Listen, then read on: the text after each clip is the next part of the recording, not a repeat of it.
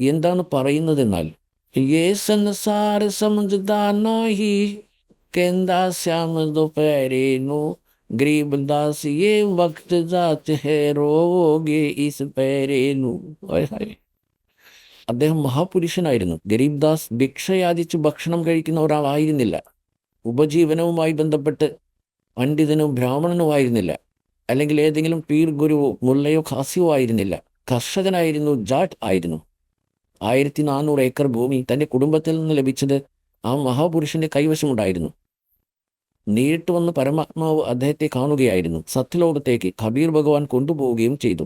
ആ യജമാനനെ കണ്ടുമുട്ടിയതിന് ശേഷം ഭഗവാന്റെ ആ പ്രിയപ്പെട്ട ആത്മാവ് നമുക്കായി ഗരീബ് ദാസ് ജിയുടെ ഗ്രന്ഥത്തിൻ്റെ രൂപത്തിൽ ഒരു അമൂല്യ നിധി നൽകി. ആ ജ്ഞാനം നേരിട്ട് കണ്ടറിഞ്ഞതാണ്. പരമാത്മാവിൽ നിന്ന് ലഭിച്ച അമൃതവാണി അദ്ദേഹം നമുക്കായി ഒരു അമൂല്യ രത്നമായി നൽകിയിരിക്കുന്നു. ഇപ്പോൾ അതിൻ്റെ അടിസ്ഥാനത്തിൽ അദ്ദേഹം പറയുന്നത് എന്തെന്നാൽ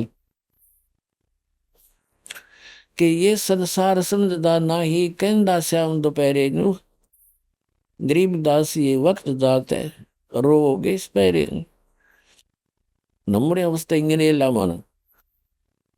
കബീർ സാഹിബ് പറയുന്നു, ജോഠേ സുഖ സുഖ കഹയെ മാൻ രഹാ മനമോദ് യെ സകൽ ചബീന കാല കാ കുച്ച് മുഖമേ കുച്ച് ദോത്.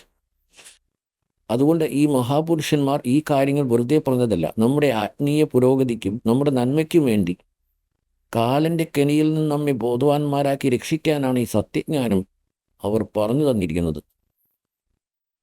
എന്താണ് പറയുന്നതെന്നാൽ കബീർ സാഹിബ് പറയുന്നു, ഈ നശ്വരമായ സുഖത്തെയാണ് യഥാർത്ഥ സുഖമെന്ന് കരുതിയിരിക്കുന്നത്. ഉദാഹരണത്തിന്, ഒരാളുടെ 3 പുത്രന്മാരിൽ ഒരാൾ മരണപ്പെട്ടപ്പോൾ അയാൾ വളരെയധികം ദുഃഖിക്കുന്നു.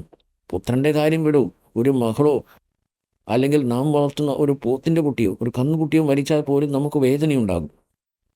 ഇനി ഒരു മകനോ മകളോ ആണ് മരിക്കുന്നതെങ്കിൽ നമ്മുടെ ഹൃദയം തകർന്നു പോകും. ഇത് എല്ലാവർക്കും സംഭവിക്കാവുന്ന ഒന്നാണ്.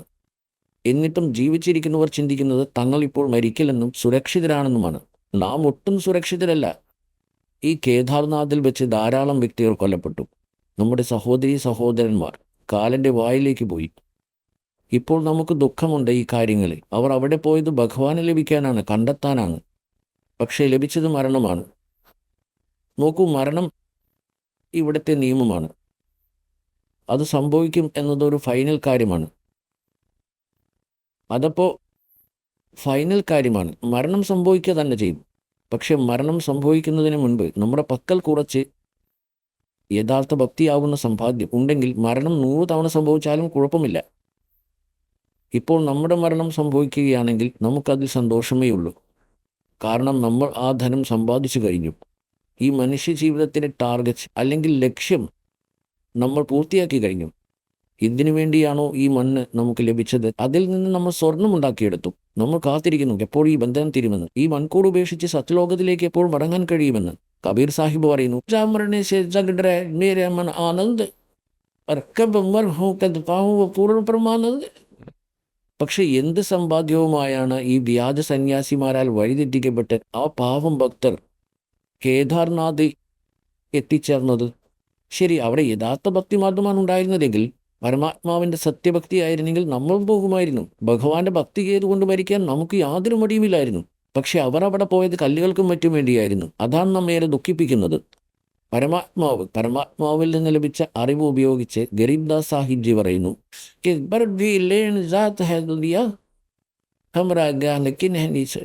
ഈ ജ്ഞാനം മഹാപുരുഷന്മാരാണ് പറഞ്ഞു തന്നിരിക്കുന്നത്. അതിനാൽ കബീർ സാഹിബ് പറയുന്നു,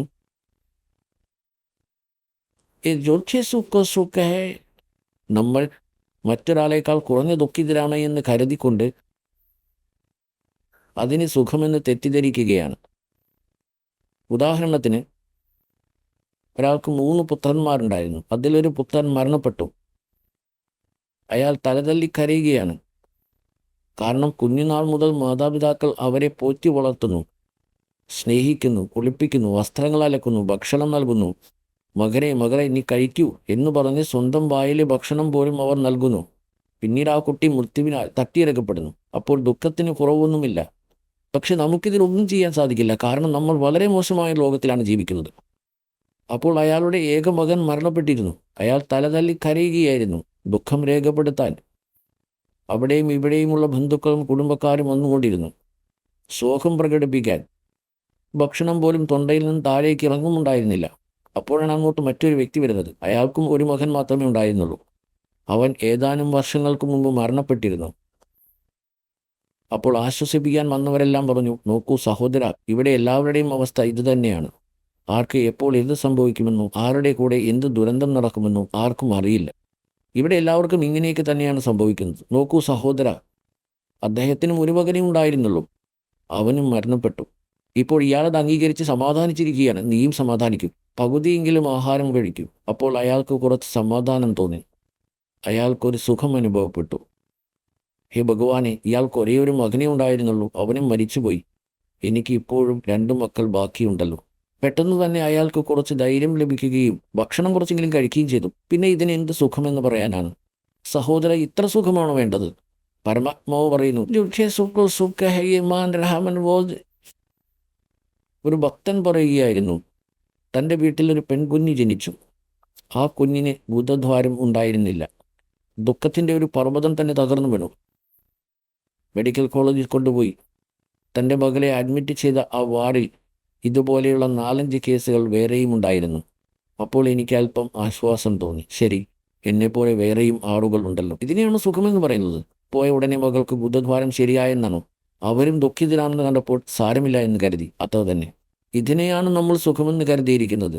അപ്പോൾ പരമാത്മാവ് പറയുന്നു, ഈ സംസാര സമൃദ്ധാനാഹി കേന്ദാസ്യാന്ത പേരേനു ഓർ ഗ്രീവദാസി വക്തദാത്തെ റോഗേസ് പേരേനു. ഈ മനുഷ്യ ശരീരം കൈവിട്ടു പോയാൽ ഈ സമയത്തെ ഓർത്ത് നിങ്ങൾ കരയേണ്ടി വരും.